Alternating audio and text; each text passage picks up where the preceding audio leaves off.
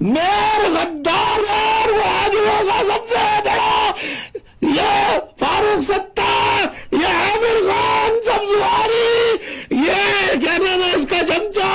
اظہار احسان، اظہار الحسن، یہ سارے، اور یہ کمالو ٹولہ، انیس ڈبان ٹولہ، انہوں نے مہاجروں کے گھر تو آئے ہیں، غداری کر گئے، یہ ناقابل معافی، نام لکھ لو ان سب کے، ان سب سے میرے بچوں تمہیں بدلہ لینا ہے، تمہیں ایک ایک خون کے قطرے کا حساب لینا ہے، خون کے ایک ایک قطرے کا ان سے حساب لینا ہے، حساب لینا ہے کہ نام لکھو جن کے زمانے میں مہاجروں کا قتل عام ہوا ہے، جب بھی تمہیں موقع ملے، یہ میری وصیت ہے، ان کی قبروں پہ جا کے قبروں سے نکال کے کرام ویل، جنرل کرام ویل کی طرح ان کی لاشوں کو لٹکا دینا،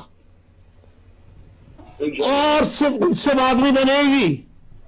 جس طرح لاپتہ ساتھیوں کے اہل خانہ آج تک رو رہے ہیں، اسی طرح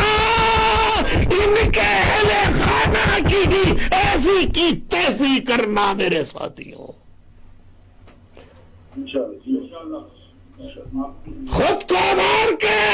اپنے شہیدوں کا بدلہ لینا شرم جائز ہے۔